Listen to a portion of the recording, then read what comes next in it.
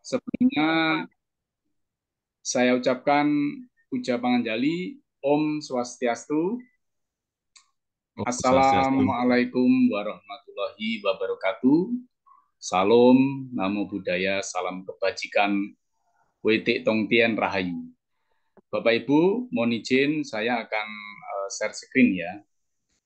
Sebagaimana tadi yang disampaikan oleh host Bu Kadek Parti, kita nanti akan ada banyak door prize ya. Kalau dari saya mungkin juga ada nanti. Saya ada kuis juga, ada 2 kuis kayaknya. Nanti sekaligus ada door prize-nya ya. Oke, saya mohon izin share screen Banyak. dulu ya. Bisa dilihat ya Bapak Ibu?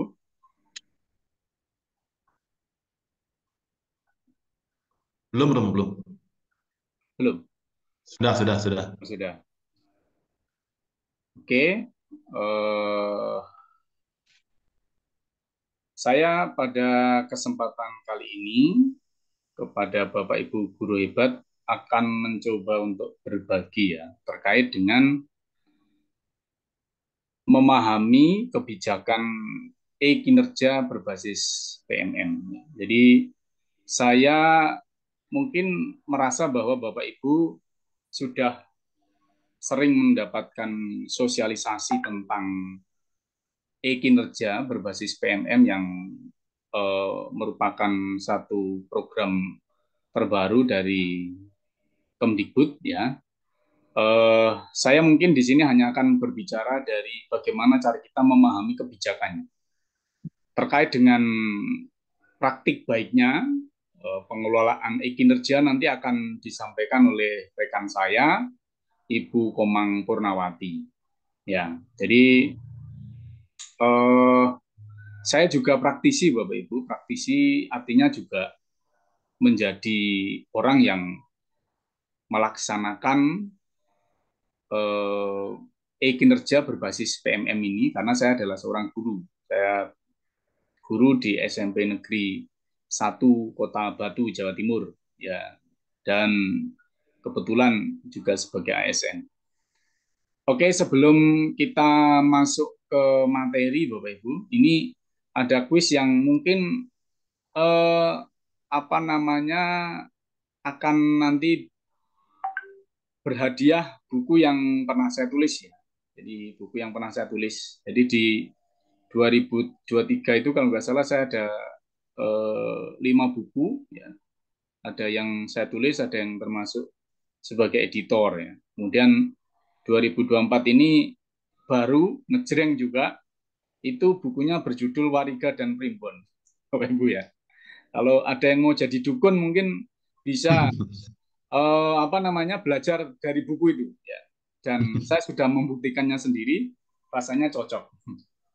Karena saya menulis itu berdasarkan tidak hanya dari sudut pandang Hindu, tapi juga ada Islam, ada apa namanya secara ilmiah juga, ya itu Primbon Jawa. Bapak Ibu, mari kita mengawali dengan sebuah teka-teki santuy, ya. Teka-teki santuy, ya. Ini persis kayak teka-tekinya Cak Lontong, namanya kalau dalam bahasa Sanskerta Prahelika, ya. Prahelika. Ini kita coba refresh ya, refresh otak kita dulu. Silahkan yang apa namanya bisa menjawab nanti langsung dipakai kolom chat. Ya, jadi kolom chat. Yang pertama menjawab dengan benar nanti akan saya langsung kirimi buku, ya, buku yang apa saya tulis ya. Nanti silakan saya kasih daftar mau buku yang mana. Oke, Oke, pertanyaannya ini. Pertanyaannya, agar kita bisa hidup sehat, maka kita harus agar kita menghindari bisa hidup sehat, maka titik-titik. kita harus menghindari. Ada 5 kotak, ya, ada 5 kotak. Kotak yang keempat itu ada huruf O. Silahkan ditulis di kolom chat, Bapak Ibu. Ya, jadi ini teka-teki santuy, jadi tolong jangan dijawab dengan benar. Jadi jawab dengan jawaban yang bernalar. Bapak Ibu, wow, sudah menjawab semua. Rokok, rokok, rokok, rokok. Oh, ada jorok, ada rokok, ada molor. Oke. Ya, sementara belum ada yang benar. Oke. Bapak Ibu, silakan. Ya, ada rokok sudah dikasih tahu rokoknya jawabannya belum tepat.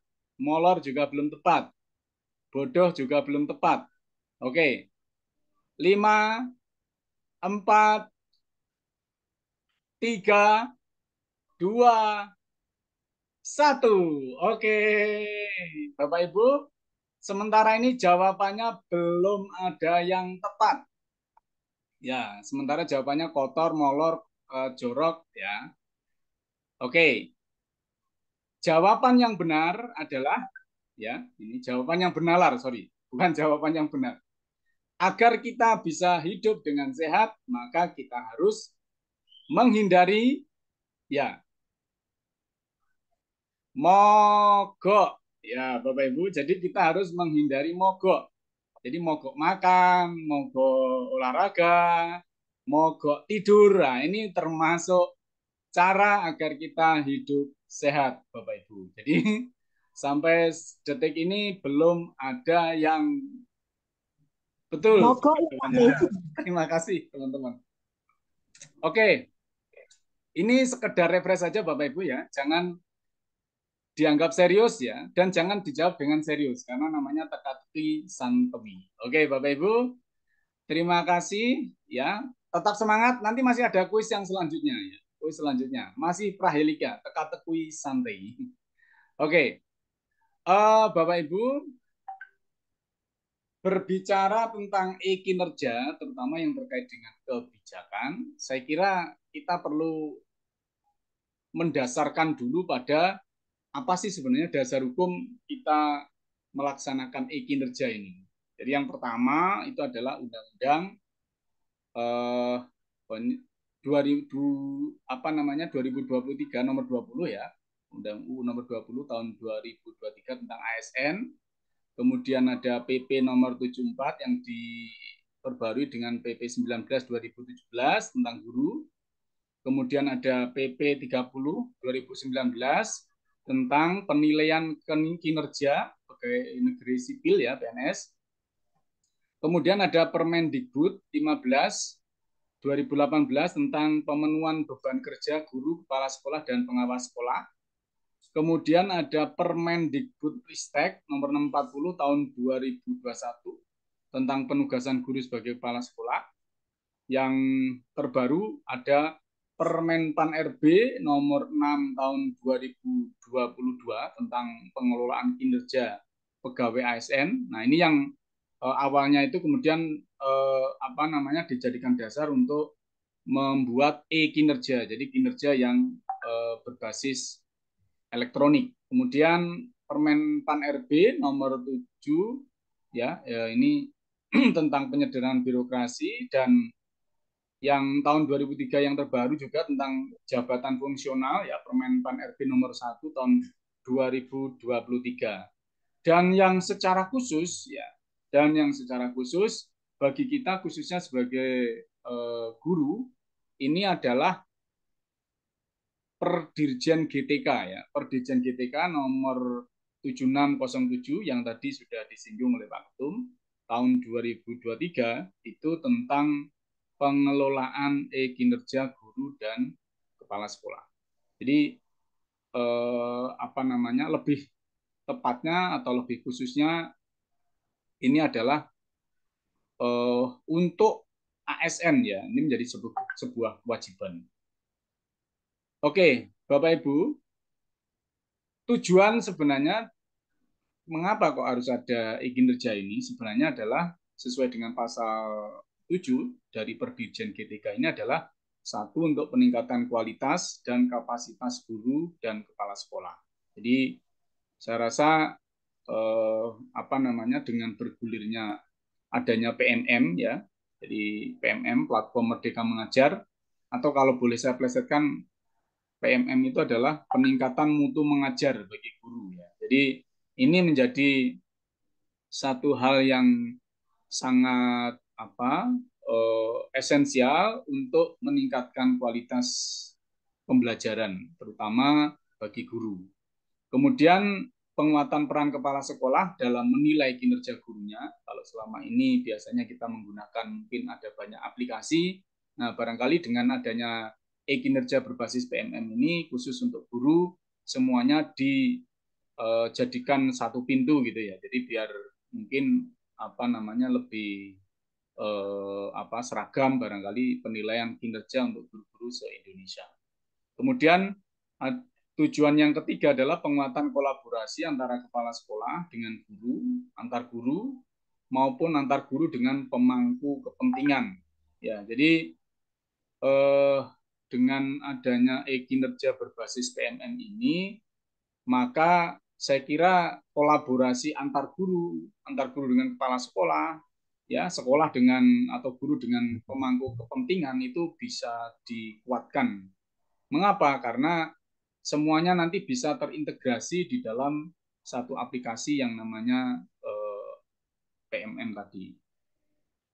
Nah, berikutnya orientasi dari pelaksanaan e-kinerja berbasis PMM ini sesuai dengan pasal 4 itu orientasinya adalah mewujudkan pembelajaran yang berpusat pada peserta didik. Nah, bagi guru ya, kemudian bagi kepala sekolah adalah untuk memenuhi ekspektasi kepala sekolah terhadap kinerja gurunya. Jadi sebagai pemimpin pembelajaran atau yang dipercaya oleh Dinas Pendidikan untuk mengelola sekolah, maka kepala sekolah harus punya ekspektasi. Bagaimana sih sebenarnya guru-guru atau harapannya seperti apa guru-gurunya? Nah, ini bisa diintegrasikan dalam e-kinerja berbasis PMM tadi dan bisa melakukan pengawasan. Kemudian tidak hanya itu, Bapak Ibu. Jadi dalam e-kinerja berbasis PMM ini nanti ada dialog kinerja yang intens. Ya, seharusnya ya. Jadi seharusnya ada dialog kinerja yang intens. Artinya teman-teman guru yang ingin merencanakan seperti apa itu harus dikomunikasikan secara intens dengan kepala sekolah sehingga kepala sekolahnya tahu dan nanti dia nanti akan merencanakan kira-kira ekspektasi terhadap RHK yang sudah kita susun itu nanti apa. Nah, itu akan didialogkan. Kemudian pencapaian kinerja pada satuan pendidikan. Jadi ini nanti juga akan terintegrasi dengan raport pendidikan, Bu. Kenapa? Karena pada dasarnya PMM yang kita kinerja berbasis PMM yang kita susun itu nanti pada dasarnya itu satu harus bisa menyelesaikan semua permasalahan yang ada atau yang direkomendasikan oleh raport pendidikan. Jadi saya yakin di setiap satuan pendidikan itu berbeda. Jadi masalah yang ada di sekolah A dengan sekolah B, nah itu beda. Nah, yang terakhir adalah orientasinya pada hasil kerja dan perilaku kerja. Ya, jadi ini yang perlu dicatat bahwa orientasi dari e-kinerja berbasis PMM ini adalah pada hasil kerja dan perilaku kerja. Hasil kerjanya itu apa ya? Tentu berkaitan dengan kegiatan belajar mengajar kita. Perilaku kerjanya seperti apa ya? Bagaimana kita mendidik anak, bagaimana kita melaksanakan tugas-tugas sebagai guru di sekolah. Nah, itu yang berkaitan dengan hasil kerja dan perilaku kerja bagi guru dan kepala sekolah. Nah, kemudian Bapak Ibu, jadi untuk tahapan tadi Pak Dwijo, Pak Ketum tadi mengatakan tahapan kinerja, kinerja ini setidaknya ada 4, ya, setidaknya ada 4. Berdasarkan pasal 5 itu ada perencanaan. Jadi kita merencanakan dalam bentuk RHK ya, yang kemarin sudah kita susun mungkin mulai Januari ya sampai 1 Februari. Kemudian ada pelaksanaan dan pemantauan serta pembinaan, itu tahapan yang berikutnya. Jadi pelaksanaan ini nanti Bapak Ibu akan selalu berkenaan dengan ekspektasi kepala sekolah. Misalnya kalau kepala sekolahnya, oh saya pengennya gini, nah, dia bisa berkomunikasi dengan gurunya. Dengan melihat RHK yang sudah disusun, maka nanti itu harus dikomunikasikan secara intens. Jadi, oh ini berkaitan nggak dengan apa rapot pendidikan di sekolah kita? Bagaimana supaya mereka nanti bisa diarahkan untuk meningkatkan kualitas apa namanya rapot pendidikan kita misalnya. Nah itu ada di sini. Kemudian setelah itu bisa dinilai ya. Jadi penilaian kinerjanya. Nah, ini penilaian kinerja itu saya kira subjektif Bapak Ibu ya. Jadi memang kepala sekolah diberikan kewenangan penuh untuk menilai kinerja guru. Tentu sesuai dengan indikator yang sudah didialogkan bersama. Jadi indikatornya itu antara guru dan kepala sekolah itu ada dialog secara intens terkait dengan pelaksanaan pemantauan dan pembinaan agar nantinya pada saat penilaian itu sesuai indikator bagaimana. Kemudian setelah itu adalah tindak lanjut dari hasil evaluasi. Jadi tindak lanjut itu begini, Bapak. Kalau misalnya dirasa dalam satu aspek itu kurang, maka kepala sekolah bisa memberikan tindak lanjut apakah nanti belajar di PMM, mengadakan atau mengikuti workshop dan sebagainya. Itu tindak lanjut yang diberikan oleh kepala sekolah. Nah, kemudian capaian atas hasil kerja dan perilaku kerja sebagaimana pasal 7, nah itu bagi guru ya, bagi guru ini adalah melaksanakan merencanakan pembelajaran, melaksanakan, menilai hasil pembelajaran, kemudian membimbing dan melatih peserta didik serta tugas tambahan. Jadi setidaknya capaian hasil kerja di kinerja yang berbasis PNM itu nanti ada 5 hal ini yang paling pokok Bapak Ibu. Jadi oleh karena itu, jadi menurut saya yang paling penting adalah bahwa kelima ini bisa kita wujudkan. Gitu. Jadi kita wujudkan. Oleh karena itu kemarin ada hal yang unik ya. Jadi ada semacam ketakutan, oh nanti harus banyak-banyakan sertifikat. Tidak. Jadi bukan kemudian terus kita melakukan atau mengikuti pelatihan A, pelatihan B, banyak sampai mungkin 1 tahun bisa 20 kali atau 30 kali dan sebagainya. Justru nanti itu kalau tidak ada kaitannya dengan RHK yang kita ambil, maka sesungguhnya itu tidak akan bermanfaat. Jadi tidak artinya dalam mungkin bermanfaat bagi pribadi kita, tapi bagi peningkatan mutu atau kualitas sekolah, saya kira itu perlu ditinjau kembali. Nah, makanya konteksnya, ya, jadi konteksnya ketika kita mengelola atau melaksanakan pengelolaan kinerja berbasis PNM ini, yang paling penting adalah ini, merencanakan, melaksanakan, menilai, membimbing, dan melatih peserta didik. Yang kelima ini melaksanakan tugas tambahan. Ya, tugas tambahan itu misalnya wali kelas, pembina ekskul, dan sebagainya. Nah, ini hal yang paling utama, Bapak Ibu. Kalau sebelumnya mungkin ada kinerja yang dari BKN itu, ini RHK yang utama. RHK yang utama itu yang mungkin nanti akan digunakan sebagai dasar untuk penilaian angka kredit, Bapak Ibu. Jadi penilaian angka kredit kita sekarang itu ya dari sini. Kalau dari misalnya pengembangan pengembangan keprofesian berkelanjutan PKB itu kan paling hanya berapa persen gitu kan, tidak tidak mutlak itu. Jadi yang paling utama justru di sini. Oleh karena itu saya pikir ketika kita nanti sudah merencanakan RHK di PMM ini, semestinya kita harus bisa melaksanakannya ini dengan baik, kelima hal ini.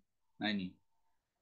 Nah, berikutnya hasil kerja yang dimuat di dalam SKP itu, ya di dalam SKP itu hasil kerja yang dimuat sebagaimana pasal 11 itu adalah nanti di sana ada rencana hasil kerja yang sudah diintervensi oleh kepala sekolah.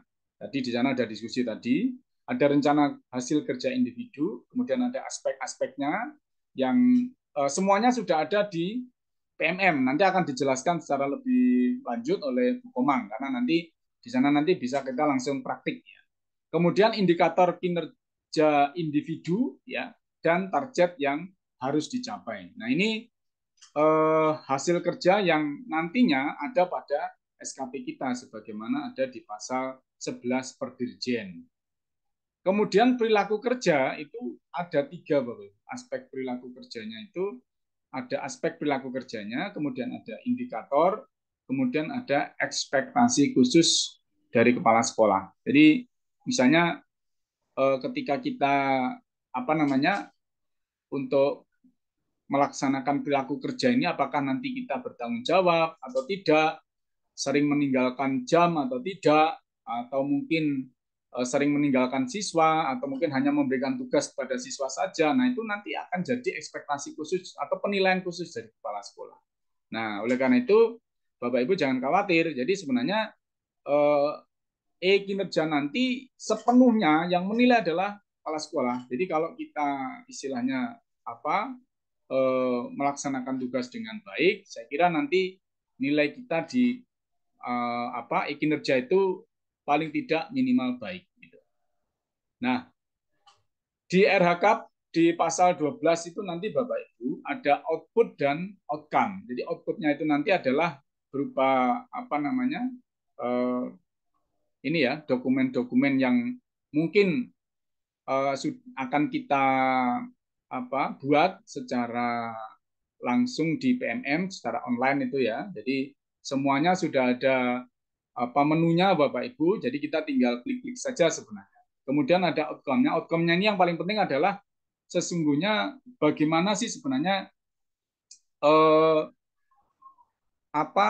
kebermanfaatan dari peningkatan atau kinerja yang kita lakukan di sekolah itu yang sudah kita rencanakan di PNM itu memang betul-betul memberikan kebermanfaat tidak hanya untuk guru tapi juga untuk anak-anak, untuk siswa ya. Dan nanti akan berlanjut untuk sekolah, tentunya untuk peningkatan mutu pendidikan. Nah, Bapak Ibu, untuk RHK guru yang ada di pasal 12 ini ada 5 hal Bapak Ibu. Jadi RHK itu rencana hasil kerja yang kita isi di PMM itu atau kinerja berbasis PMM itu di sana meliputi meningkatnya praktik pembelajaran melalui observasi kinerja dalam menjalankan tugas guru yang disepakati bersama kepala sekolah. Kemudian yang kedua, meningkatnya kinerja satuan pendidikan dan garis miring atau peningkatan karir guru melalui pengembangan kompetensi yang disepakati bersama kepala sekolah. Bapak Ibu, jadi kalau Bapak Ibu misalnya merencanakan misalnya, saya mungkin nanti akan mengikuti pelatihan ini. Nah, sebaiknya itu dikomunikasikan bersama kepala sekolah. Jangan sampai istilahnya ini ya, jadi semacam secara diam-diam gitu ya. Jadi diam-diam nggak tahu ini kemana kok nggak ada, ternyata ikut pelatihan. Nah ini jangan sampai seperti itu. Gitu. Jadi kepala sekolah harus tahu. Kenapa? Karena nanti itu berkaitan dengan ekspektasi khusus dari penilaian kepala sekolah. Kemudian tersusunnya kurikulum operasional satuan pendidikan (KOSP) ya sebagai acuan dalam peningkatan pembelajaran. Ini nanti yang akan diupload oleh kepala sekolah. Jadi KOSP itu di PMM itu nanti atau kinerja berbasis PMM itu akan diupload oleh kepala sekolah. Untuk kita mungkin yang diupload adalah RPP atau modul ajarnya. Kemudian terlaksananya pembelajaran melalui perencanaan dan perangkat penilaian atau asesmen yang mengacu kepada kurikulum operasional satuan pendidikan. Nah, meskipun kepala sekolah diberikan kewenangan penuh Bapak Ibu untuk menilai, tetapi ingat, dokumen yang kita upload itu ada di PMM. Dan di PMM itu nanti pasti akan dilihat oleh kurator atau mungkin orang-orang yang berkompeten di bidang itu, artinya pemangku-pemangku kebijakan itu bisa melihat. Nah, oleh karena itu saya berharap nanti Bapak Ibu ketika mengupload perangkat ajarnya itu harus sesuai dengan KUSP yang memang di apa namanya sudah ditetapkan di sekolah tersebut ya. Kalau KUSP kan yang ditetapkan di sekolah itu kan biasanya harus mengacu pada visi misi, kemudian peningkatan untuk peningkatan apa rapot pendidikan dan sebagainya. Nah, ini perlu diselaraskan. Jadi tidak semata-mata baik sendiri gitu tidak, tapi baik sendiri dan dikomunikasikan baik dan juga dikomunikasikan dengan kepala sekolah. Kemudian meningkatnya kinerja satuan pendidikan melalui terlaksananya tugas tambahan sesuai dengan jenis yang disepakati bersama kepala sekolah. Seperti tadi kalau misalnya Bapak Ibu ada tugas tambahan sebagai pembina ekskul, wali kelas, waka kurikulum kesiswaan dan sebagainya atau kepala lab dan itu harus sekali lagi dikomunikasikan dengan kepala sekolah. Oke, selanjutnya Bapak Ibu untuk apa namanya melaksanakan observasi kinerja dalam menjalankan tugas guru itu yang harus difokuskan itu adalah peningkatan praktik satu manajemen kelas yang berfokus pada keteraturan suasana kelas. Nah, ini nanti yang dari A sampai H ini yang kita akan pilih, Bapak Ibu. Minimal satu ya. Jadi yang dipilih itu minimal satu. Ya. Jadi manajemen kelas berfokus pada keteraturan suasana kelas, manajemen kelas berfokus pada penerapan disiplin positif, dukungan psikologis berfokus pada ekspektasi peserta didik, dukungan psikologis berfokus pada perhatian dan kepedulian, dukungan psikologis berupa berfokus pada umpan balik konstruktif, aktivasi kognitif berfokus pada instruksi yang adaptif, aktivasi kognitif yang berfokus pada instruksi pembelajaran atau ya, peningkatan praktik aktivasi kognitif yang berfokus pada aktivitas interaktif. Nah, di PMM nanti Bapak Ibu yang akan dipraktikkan nanti oleh Ibu Koma, itu nanti ini minimal dipilih salah satu. Kalau di sekolah kami kemarin kepala sekolahnya menghendaki memang kepala sekolah mungkin beda-beda Bapak Ibu ya. Jadi belum tentu kepala sekolah saya sama dengan kepala sekolah Bapak Ibu. Jadi kepala sekolah saya untuk semester pertama ini disuruh memilih salah satu sesuai dengan yang sudah dibagi. Jadi kebetulan di sekolah kami itu ada dari rapot pendidikan itu ada 3 keteraturan suasana kelas, disiplin positif dan apa namanya ini apa ekspektasi peserta didik. ABC ini masih oranye. Oleh karena itu di beberapa rumpun mapel itu dipilih. Ya, kebetulan saya sebagai guru agama itu bersama guru PKN itu memilih di disiplin positif. Jadi nanti ketika memilih ini maka yang RHK yang kita fokuskan ya di sini ya penerapan disiplin positif. Tentu peningkatan apa namanya kegiatan-kegiatan peningkatan mutu yang terkait apa yang kita laksanakan maka harus berfokus pada disiplin positif dan juga kegiatan-kegiatan pembelajaran yang kita lakukan maka nanti harus berorientasi pada ini berfokus pada penerapan disiplin positif, termasuk RPP yang kita buat, yang kami buat itu nanti juga berkenaan dengan fokus penerapan pada disiplin positif. Itu yang kami lakukan. Jadi kenapa? Karena nanti supaya apa namanya rapot pendidikan kita nanti bisa meningkat dan bisa mengatasi 3 yang masih orange ini. Nah itu pengalaman di sekolah kami. Ya mungkin Bapak Ibu di sekolah Bapak Ibu beda ya, monggo silakan nanti bisa disesuaikan. Nah, nanti kita bisa mengecek itu rapot pendidikan ya di masing-masing sekolah ya. Biasanya kepala sekolah punya filenya, Bapak Ibu tinggal minta aja. Silakan apakah apa namanya RPP atau mungkin fokus ini ya, fokus observasi kinerja ini atau fokus kinerja Bapak Ibu ini apakah sudah bisa nanti mengatasi rekomendasi yang disarankan oleh rapor pendidikan. Ini perlu dicek juga. Gitu. Nah, kemudian Bapak Ibu, untuk poin pengembangan kompetensi guru, ya, jadi poin tiap kegiatan itu biasanya ada poinnya, Bapak Ibu. Ya, jadi sebagaimana yang ada di lampiran per dirjen itu, ini masing-masing ada poinnya. Nah, untuk kinerja selama 1 semester agar kita bernilai baik, itu minimal kita harus 32 poin. 32 poin itu tidak hanya dari satu kegiatan Bapak Ibu, tapi dari beberapa kegiatan atau dari beberapa RHK yang sudah kita rencanakan itu gitu. Nah, ini yang harus kita pahami. Nah, kalau seandainya Bapak Ibu bisa melaksanakan kegiatan pengembangan kompetensi yang ada di PMM, yang langsung dari PMM itu poinnya besar memang. Misalnya kayak penggerak komunitas belajar dengan mengadakan minimal 3 kali kegiatan berbagi praktik baik itu poinnya 36. Nah, kalau seandainya Bapak Ibu bisa melebihi ekspektasi pimpinan yang mungkin standarnya adalah 32, kemudian Bapak Ibu bisa melebihi itu, maka mungkin nilai kinerja Bapak Ibu akan bernilai sangat baik ya. Bernilai sangat baik itu nanti berkenaan juga dengan angka kredit.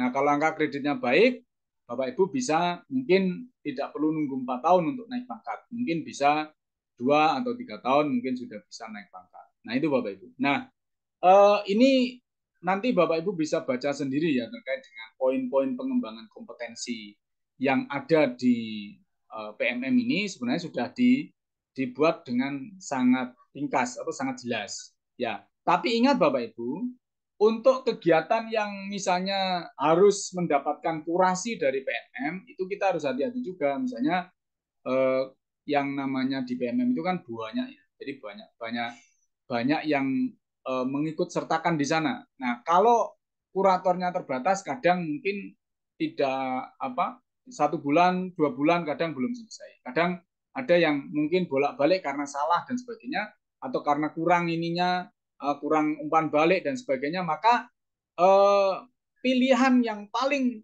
tepat ya, yang kami lakukan di sekolah kami itu adalah melaksanakan komunitas belajar di internal sekolah.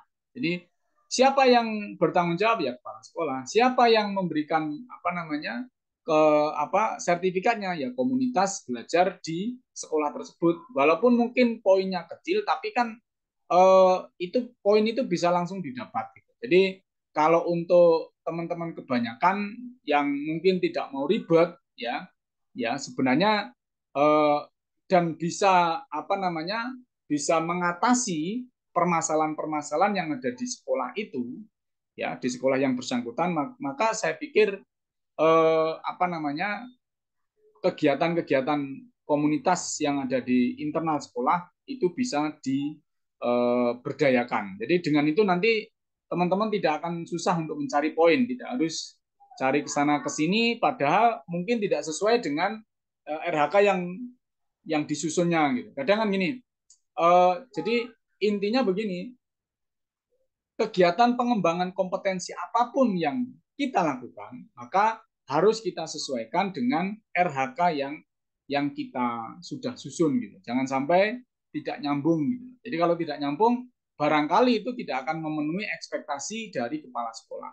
Kalau tidak memenuhi ekspektasi kepala sekolah bagaimana? Ya bisa jadi kepala sekolahnya mungkin tidak akan memberikan penilaian yang baik. Jadi karena apa? Walaupun mungkin sudah banyak sertifikat misalnya seperti itu. Makanya itu perlu dikomunikasikan kembali dengan kepala sekolah selaku penilai kinerja kita, Bapak. Nah, ini beberapa poin yang mungkin bisa kita bisa kita dapatkan di Perdirjen. Saya yakin Bapak Ibu sudah membaca itu dan ini perlu dipahami. Ya, jadi kalau misalnya kita memilih RHK yang kadang mungkin susah mewujudkannya, nah itu harus dikomunikasikan dengan kepala sekolah. Ya. Misalnya jadi guru penggerak. Apakah dalam satu semester itu kita bisa jadi guru penggerak? Kan belum tentu. Walaupun ini poinnya besar misalnya 128 misalnya. Tapi kan tidak gampang ini. Jadi perlu berbulan-bulan. Misalnya seperti itu. Nah, Bapak Ibu, yang kemudian terkait dengan standar perilaku kerjanya itu adalah ada berakhlak ya. Jadi ada berorientasi pada pelayanan ya. Hanya akuntabel, hanya kompeten, hanya harmonis, L-nya loyal dan hanya dapat. Berakhlak ini tidak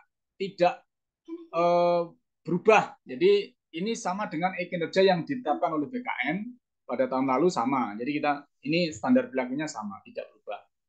Nah, untuk pelaksanaan kinerja berdasarkan pasal 22, jadi guru dan kepala sekolah nanti melaksanakan rencana kinerja setelah SKP ditetapkan, kemudian pendokumentasiannya itu dilaksanakan secara periodik pada rentang bulan Januari sampai Juni untuk periode pertama, kemudian Juli sampai Desember untuk periode kedua. Kemudian setelah ditetapkan jadi SKP, Bapak Ibu tinggal tadi ada pemantauan, ada pelaksanaan, ada pembinaan. Nah itu sambil bisa Bapak Ibu mengupload bukti-bukti dokumennya melalui kinerja berbasis PMM yang nanti akan dijelaskan dan dipraktekkan oleh Ibu Komar.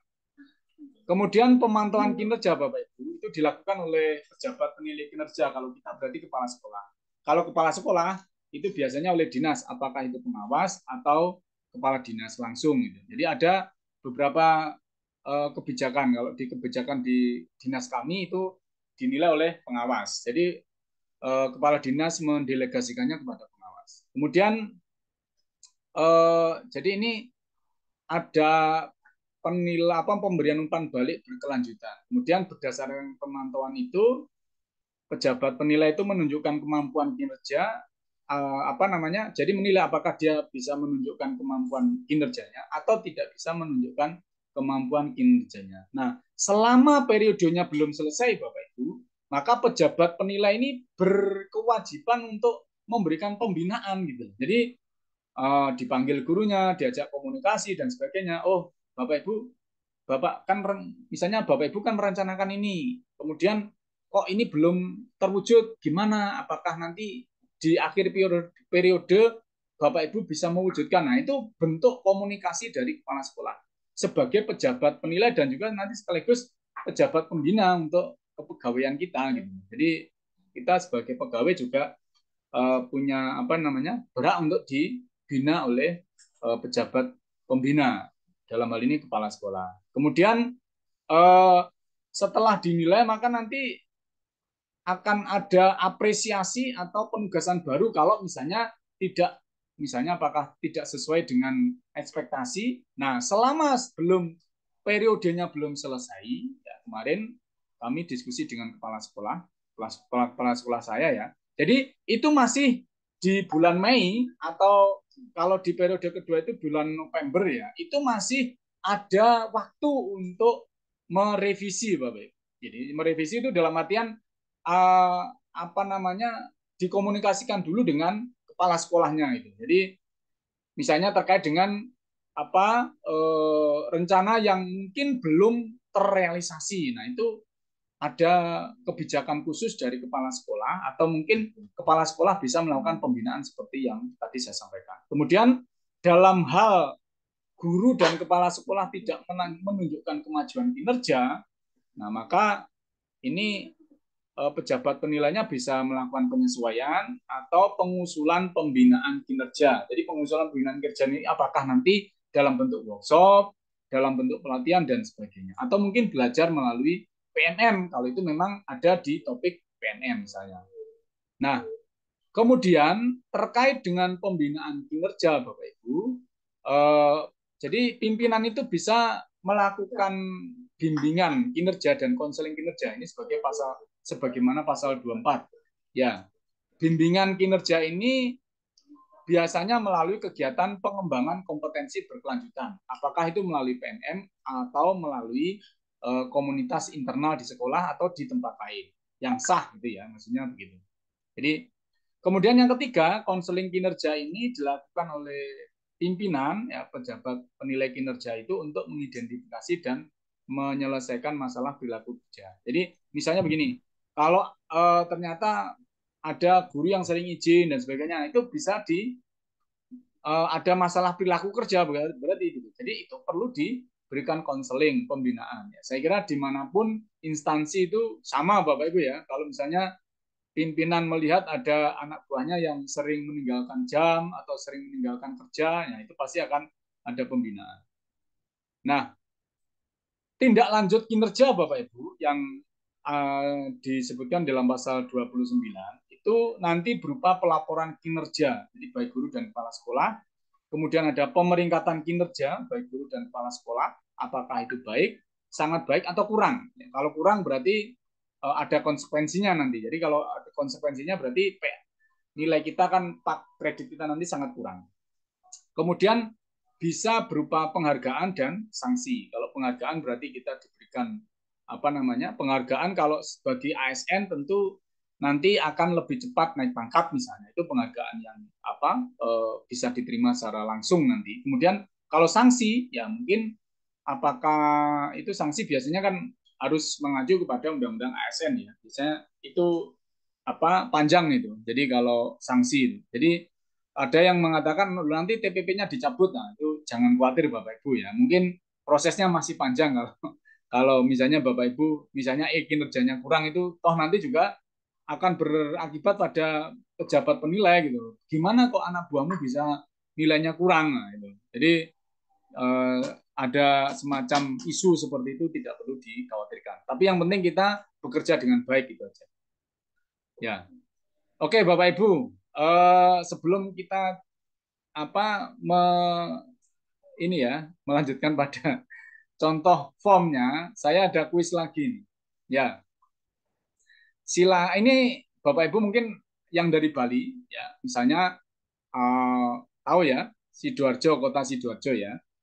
Misalnya ini ada A yang dari Sidoarjo, titik di Sidoarjo, kemudian menuju ke Bali, kemudian B dari titik di Bali ini menuju ke Sidoarjo. Nah, pertanyaannya, kalau ada kasus seperti ini, ya, ini sama ini, TTS, teka-teki santuy, apa yang akan terjadi Bapak Ibu? Silakan bisa dicat. Nanti akan ada door prize berupa buku, Bapak Ibu. Silakan Bapak Ibu bisa bisa cat ya di kolom cat, menjawab di kolom cat. Ya. Oke. Apa yang akan terjadi Bapak Ibu? Atau ada yang mau menjawab langsung silakan. Raise hand. Sido Bali, Pak. Apa? Sido Bali. Oh, masih belum tepat. Sido Bali. Belum tepat. Silakan. Atau ada yang mau chat, silakan menjawab di chat. Diulang, Rom. Diulang pertanyaannya. Pertanyaannya, jika A dari Sidoarjo sebagaimana pada gambar itu ke Bali ya, ke Bali, Ya. kemudian B sebagaimana pada gambar dari Bali ke Sidoarjo, apa yang akan terjadi? Silakan. Saya jawab Romo. Silakan. Kemungkinan si A ketemu dengan si B dalam perjalanan. Oke, masih belum tepat Bapak Ibu jawabannya. Oke ya, 3, 2, 1. Nah, ini nampaknya belum ada yang menjawab dengan cepat. Ojo lali, Sido muncul, ketemu, dan sebagainya. Jawabannya yang benar adalah 1, 2, 3. Nah, ini Bapak Ibu jawaban yang benar. Jadi kalau tadi A ini dari Sidoarjo ke Bali dan B dari Bali ke Sidoarjo, maka yang terjadi adalah ini Bapak Ibu. Sido Berjo ya, tidak bisa dibaca ini ya. A Ali ya ini. Kenapa? Karena di sini ya A-nya ke Bali, jadi A, B-nya ganti ke posisi A ini ya. Jadi ini Bapak Ibu. Ya, Bapak Ibu. Oke, terima kasih Bapak Ibu. Ya, walaupun masih belum banyak yang benar ya, tapi paling tidak Bapak Ibu apa namanya jawabnya jangan terlalu jauh ya, karena ini namanya TTS, teka-teki santuy Bapak Ibu ya. Oke, Bapak Ibu, kita lanjutkan. Ya, nah ini contoh form A ya. Jadi form A yang ada di apa? Ini ya, lampiran PMM. Nah, saya kira Bapak Ibu sudah mengisi ya, mengisi ini. Dan ini sudah apa namanya? Ini ya, persiapan observasi ini sudah kita laksanakan. Mulai setelah SKP itu ditetapkan kan kita diskusi dengan kepala sekolah apa ini ya, RH-nya kita apa saja, fokusnya nanti apa, terus upaya mempelajari itu apa, semuanya nanti itu sudah diisikan di PMM. Nanti akan dijelaskan oleh Bu Komang ya. Nah, sebenarnya formulir A ini adalah formulir yang sebenarnya ditetapkan oleh di dalam lampiran Perdirjen itu sebagai alat bantu saja Bapak Ibu. Kenapa? Karena formulir ini sebenarnya sudah kita lakukan atau kita isi di ini aplikasinya itu. Jadi kita tidak seperti dulu ya, formulirnya manual, kemudian di apa diajukan secara manual, diupload tidak. Tapi formulir ini sebenarnya sudah ada di aplikasi PMM. Nanti akan disampaikan oleh Bu Komang secara lebih lanjut ya, Bapak. Nah, ini formulir B ketika pelaksanaan observasi kinerja nanti juga akan langsung dipraktekkan oleh Bu Komang melalui aplikasi juga sekalian ya nanti. Kemudian formulir C tindak lanjutnya dan formulir D refleksi tindak lanjut untuk observasi kinerja guru. Kemudian nanti di apa namanya setelah terakhir itu nanti baru apa kita akan muncul nilainya ya nilai dari kinerja kita Bapak Ibu. Nah Bapak Ibu ada yang terbaru dari Dirjen GTK sebagaimana edaran pada tanggal 2 ya nomor 0559. Jadi ini penting ini. Jadi penting untuk kita pahami. Yang pertama, fitur-fitur dalam PMM itu tidak bersifat wajib ya, tidak memiliki tenggat waktu dan bukan merupakan pekerjaan administrasi tambahan bagi guru maupun kepala sekolah. Artinya Bapak Ibu, misalnya di sana misalnya ada topik, ada apa namanya? Ada fitur tentang untuk peningkatan kompetensi itu ada topik-topiknya tertentu. Nah, itu sekali lagi itu tidak wajib ya. Jadi bukan merupakan pekerjaan tambahan. Jadi untuk peningkatan kompetensi, jadi apakah itu nanti yang terkait dengan RH atau yang sudah kita susun di dalam kinerja itu, nah itu bisa dilakukan secara internal melalui FGD, melalui berbagai praktik baik di internal sekolah. Dan itu sudah kami lakukan di sekolah kami sudah kami melakukan. Kemudian fitur pengelolaan kinerja PNM wajib digunakan oleh guru dan kepala sekolah yang berstatus ASN dan tidak wajib bagi non ASN. Jadi untuk kinerja berbasis PNM ini wajib untuk guru yang PNS ya. Untuk yang non ASN atau P3K ya, P3K termasuk ASN berarti dia wajib. Nah, yang swasta atau yang non ASN itu tidak wajib. Kemudian aplikasi PMM ini sudah terintegrasi dengan aplikasi e-kinerja yang ada di BKN, Bapak Ibu. Jadi intinya setelah mengisi aplikasi di PMM ini tidak diwajibkan mengisi aplikasi e-kinerja di aplikasi yang lain. Itu di edaran Dirjen GTK itu jelas ya. Nah, tapi ada permasalahan juga. Bagaimana kalau yang di Kemenak? Yang mungkin sangat disayangkan kan SE Dirjen GTK ini tidak ditembuskan kepada Kementerian Agama. Artinya mungkin apakah Sekretaris Jenderal di Kemenak itu tidak. Jadi sehingga mungkin ini yang jadi masalah. Karena kemarin ada yang menyampaikan kalau yang guru-guru di Kemenak tetap wajib mengisi aplikasi e-kinerja di Kemenak. Sehingga mungkin teman-teman ada yang double itu ya. Tapi kalau yang di pemerintah daerah, saya kira sudah ada tembusannya dan di sekolah kami sudah, jadi kami sudah tidak mengisi kinerja yang di BKPSDM atau di BKD. Jadi sudah, jadi hanya satu di PMN. Kemudian pemberian TPP periode Juli-Desember 2024 dan seterusnya dapat menggunakan hasil penilaian kinerja dari aplikasi kinerja BKN yang datanya berasal dari aplikasi PNM. Nah, ini jelas ini. Kenapa? Karena sudah terintegrasi tadi.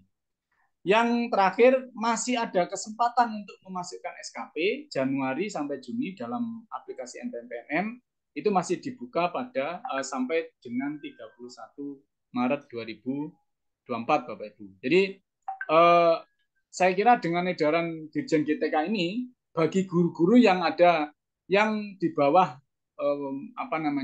Pemda atau misalnya guru di bawah Pemprov, Pemkot atau Pemkat, itu saya kira edaran ini mestinya harusnya dipatuhi ya, harusnya dipatuhi dan seperti yang di sekolah kami di Dinas Pendidikan Kota Batu itu tidak wajib mengisi kinerja dari BKN atau dari BKPSDM. Jadi semuanya langsung dari PMN.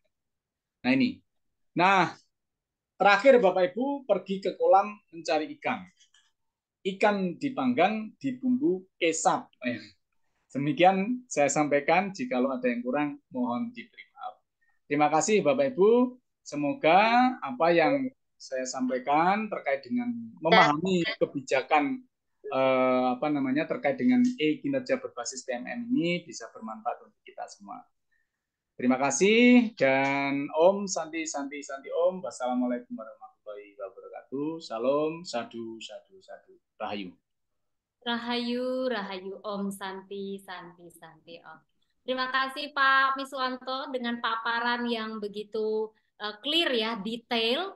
Semoga dapat diimplementasikan oleh Bapak dan Ibu guru yang tergabung dalam webinar ini.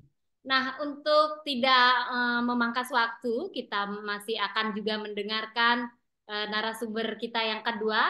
Namun sebelum itu, Ibu dan Bapak akan mengikuti pretest terlebih dahulu. Nah, ini challenge nih bagi Bapak Ibu yang udah hadir di room ini.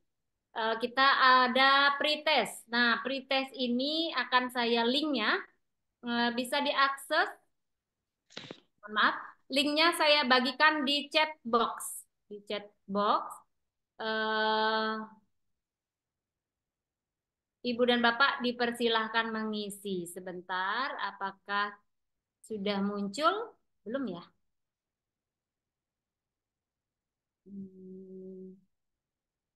Oke. Di chat box ya. Aduh, salah.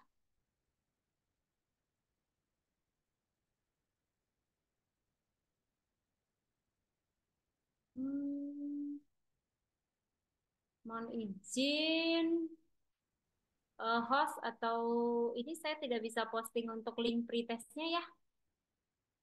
Bisa dibantu?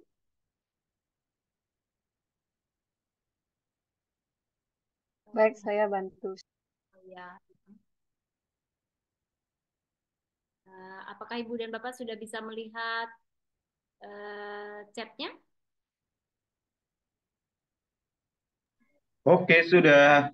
Oke, silakan Ibu dan Bapak mengisi terlebih dahulu. Kita akan melakukan pretest dalam waktu 5 menit dari sekarang.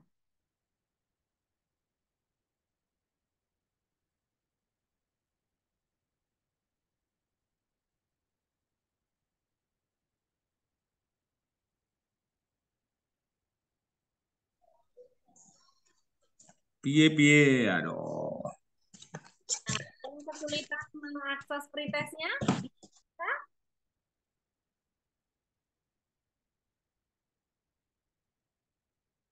Pretestnya mana? Pretestnya mana Bu? Chatnya mana chatnya?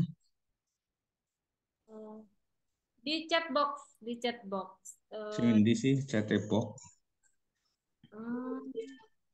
Yang titik 3 Pak, more yang itu diklik titik 3-nya. Chat. Mana ya? Ya, terus? Nah, sudah mengikuti, kita lihat perkembangan chatnya.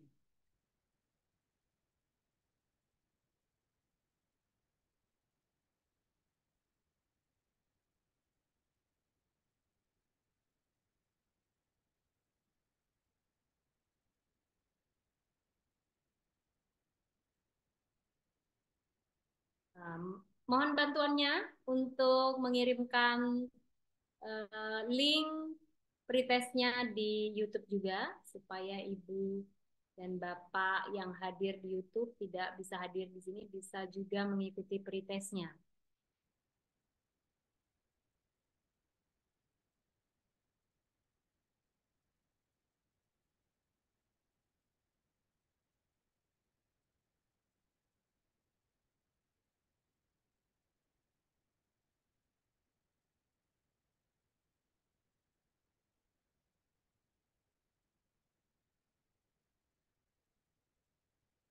Ya, waktu untuk pretest sudah habis.